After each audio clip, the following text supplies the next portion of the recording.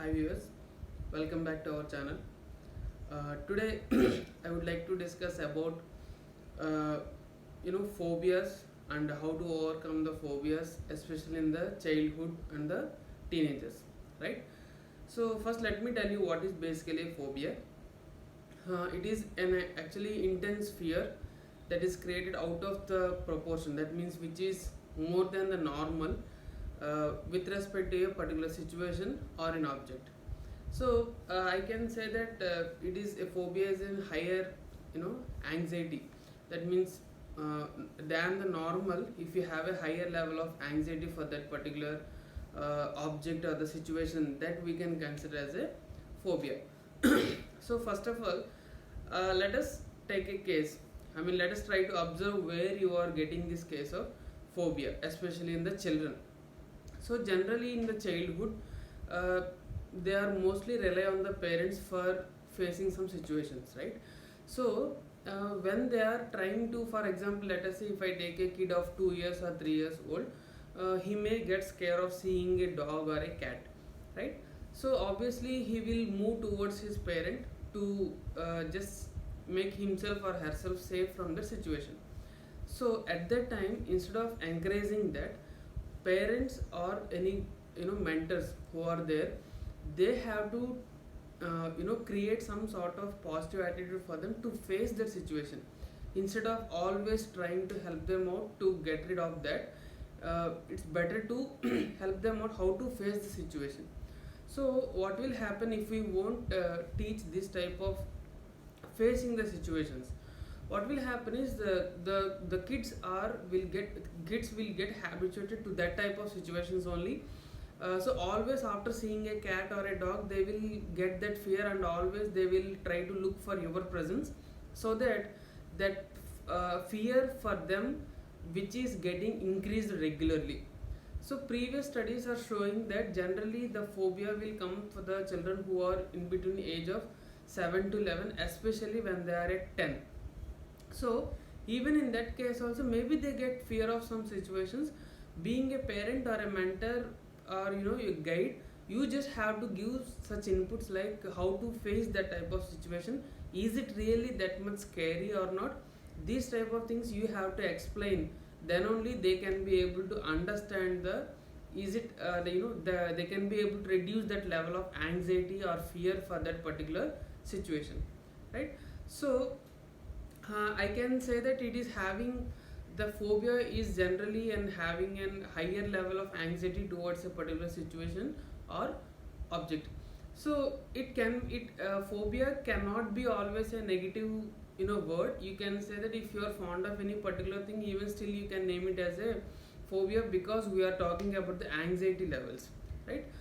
And also some of the researchers are showing that girls will get more types of phobias, or they will get influenced by these type of things compared to the boys in a ratio of 2:1. That means if a one boy is having this type of phobia issues, uh, in the same thing, maybe two girls are having this relevant phobia issues, right? These are the few facts of the researchers that showing about the phobia.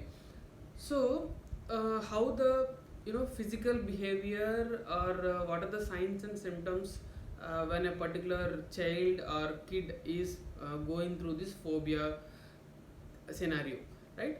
So usually they will have the increased heart rate, sweating will be there, numbness will be there, shaking will be there, and shortness of breath. These are the few signs and symptoms with respect to physical sensations that are expressed by the kids or the children, right? So when they are going through these things itself, we can be able to understand that they are getting fear of some particular thing, and at that time we should be able to understand this thing, and we should give some enough guidance, and also not trying to save them all the time. Instead of, we have to make them to face the situations, right? And when it comes to behavior, like how the kids will behave when they come across this type of higher level of anxiety situations, how what they will do. Usually they will ask a parent to come and help them out, to be with them, or they can ask the parents to check the things first, or they will be crying, or they will be running away from the situation. Like for example, I can say a particular kid is fear of having buds in the bed. What he will do usually, what he or she will do is he will just ask the parent to go and check it first whether the buds are there in the bed or not, and then he will come and sleep peacefully. But still he or she cannot sleep peacefully because that inside fear is there already, right? So because of that thought, he or she cannot be able to sleep very peacefully. So like maybe at that point of time, being a parent or a mentor, you are guiding a kid to for that situation for time being, right? We cannot take away that fear completely. That's why here I'm going to tell you few strategies that is a map strategies, my anxiety plan strategies, which will help you to overcome the fear in a gradual manner. See, obviously, one cannot become a success in a one day. In the similar way, one cannot get rid of all the fears or all the tensions, stresses. All this we cannot come across over in a one night or one day, right? So it's a gradual process. Now I will just tell you few of the map strategies, my anxiety plan strategies, that will help you to come out of these phobias in a in a systematic way. So first thing that I want to tell you is relaxation strategies. In the map strategies, the first one I'm going to discuss about relaxation. So what is this relaxation strategies? Simple thing. I told you the signs and symptoms when a particular kid is going through the phobia or higher anxiety is increased the increased the heart rate, right?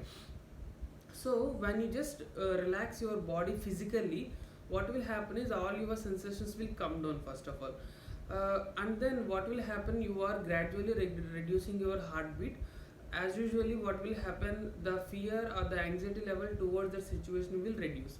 So this is the one basic thing that you can do, which is at your level without helping anyone, without getting help from anyone. You can do on your own, or you can just say to your kid to overcome the phobia. Let whenever they are coming across that sort of phobia, ask them to do such type of physical exercise that will help them to bring down that physical situations to the very normal level, right? The second one I want to tell you is the calming strategy. So this calming strategy is a very simple one. Whenever, for example, if you come across this type of phobia, you just have to calm down yourself. Calm down yourself in the sense, don't think of anything. You just have to be very calm and silent. So you just have to visualize the situation. What is actually happening? Is it really need for me to react this much? This type of thoughts you have to develop. Then it will also help you to come out of that phobia easily. And the third one I want to tell you is the self-soothing strategy. So self-soothing strategy is a simple one. You just have to give positive feeds to your mind. Whenever you are getting that phobia, your anxiety levels are increasing, right? So at that time, you just give some positive thought, give some, have a positive talk with others, or have a positive self-talk, or visualize some good things which are very positive, which will drive you positively. These things will help you to come out of the situation very fastly, and it will help you to understand the uh, you know seriousness of the situation immediately, right? And the next one is facing fears. See, phobia itself is representing the higher level of fear, right, out of the proportion. So you just have to first face the situation. Once if you start facing the situation, obviously over a period of time you will come out of the situations very fastly, because uh, as that fear got developed inside you for that particular situation or an object, it's not easy to face that fear.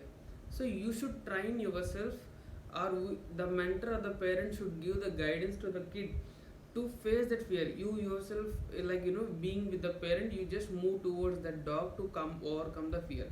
So once if you go near to the dog, if you try to touch the dog, it may not react that much badly.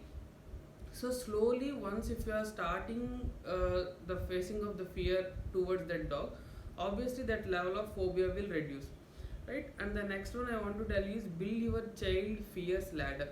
So as you are the parent or the mentor, you will have the that set of fears that he or she has, that what are the phobias that he has.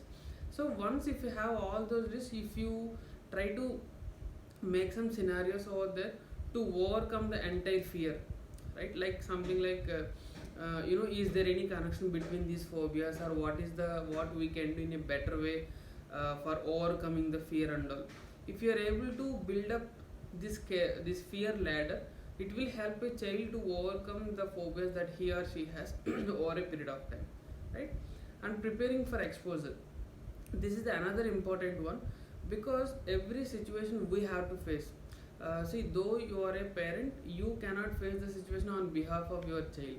So we should train the child or kid to face the situation, to face the fear. We have to expose him or her to face the situation with a blunt way, right? So don't try to, we have to give our enough support from our side as a parent to the kid to face the fear, but we are not supposed to uh, you know take the situation into our hands, and we cannot solve that. I mean, we can solve it, but what will happen, the ultimately the phobia for the kid will never go. So we should make him to expose for that fear, then only it will help him or the kid to face the situation, and eventually he will be able to face the phobia with a very positive and strengthened way. And the last one is setting up the reward. So maybe in the first level, let us say for example, if a kid is having a fear for the dog, in the first level he may go till towards the dog, appreciate that. In the second level he may go towards the dog and touch the dog, appreciate that. So at every level of action, try to give some sort of positive inputs for the kid, then only it will help him to do in a better way next time. So for example, in the first step, if he goes near to the dog and come back to you, don't say that why you are coming back. Instead of that, yes, before you are not even going till the dog, but now you are trying to move towards the dog. So at least give this type of positive thing, so that he will be able to motivate with that.